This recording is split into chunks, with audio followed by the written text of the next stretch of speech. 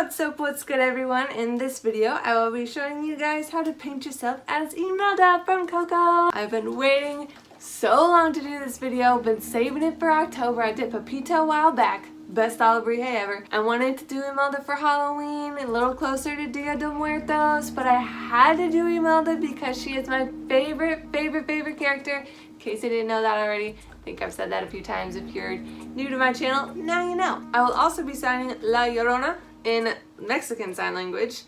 Bear with me, I did my best. So let's get started. First, I started outlining the eyes and the nose. Pretty sure that's all I outlined. It's really kind of hard to see now looking back at the footage. The eyeliner I used is so light, but you guys get the idea. Then I painted just about everything white. If you're doing this, I would recommend not painting your lips white because that made putting on the lipstick later quite difficult. Of course, I avoided the eye sockets and the part of the nose that I was going to paint black later so that the black would not turn gray. I also painted down the neck, the vertebrae of her back, and the rib carriage. I'm gonna tell that this voiceover is going to be quite odd. Painting her vertebrae. Didn't think I would say that. I also happened to leave a hole in one of her vertebrae.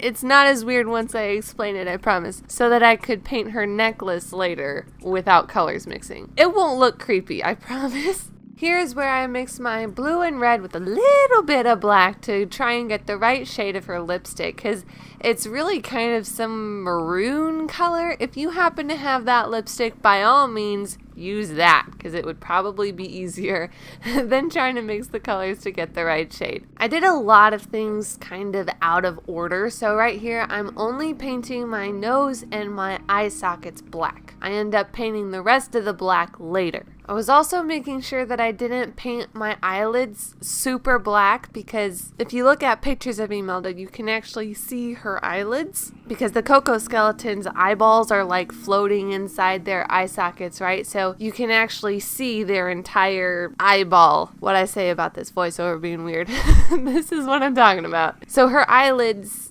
of her eyeball are purple. You guys know what I'm trying to say here. Now I started painting her necklace, so using the same mixture that I kind of made for the lipstick, but making it more purple, just making the oval shape as I go and then outlining it with yellow. Then I started painting the black part of her necklace, which you might be thinking, if you're painting the rest of yourself black, how are you going to tell where the necklace starts and where the necklace ends? I'll get to that later. Here I started on the facial decorations, markings, facial, I guess, skull paint things. The two on her cheekbones and the dots around her eyes. And her eyelashes. Would they be called eyelashes? I mean, it's paint. She does have eyelashes.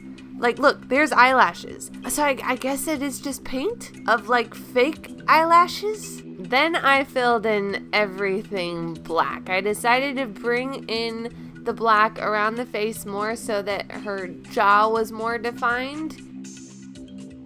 Around the necklace, I just didn't paint black over it. I left my skin showing around the sides, and later when I start the shading, I put a lot of black eyeshadow over it, so it's still black, but it's like highlighted black.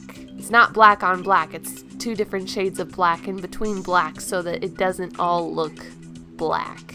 Here is when I started doing the shading. So I put some purple eyeshadow on the necklace so that it looked a little more solid, give it some dimension, the collarbone, and all of her ribs.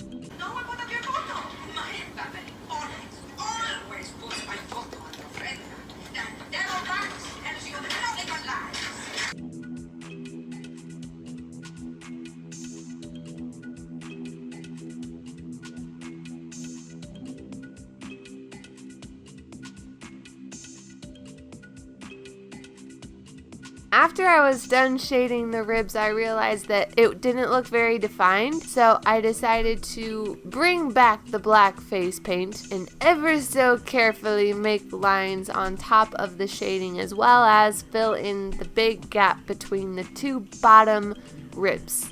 Then I put some white on top of the necklace so that it looked shinier, and little white half circles around the necklace as well to give the beads some dimension. And that is pretty much it for this video, guys. Thank you so much for watching. If you liked this video, be sure to hit that like button. And if you want to see more videos like this, then hit that subscribe button. And this month of Halloween, all of October, I will be posting 3 videos every Wednesday and Saturday, just so y'all know. See you next time.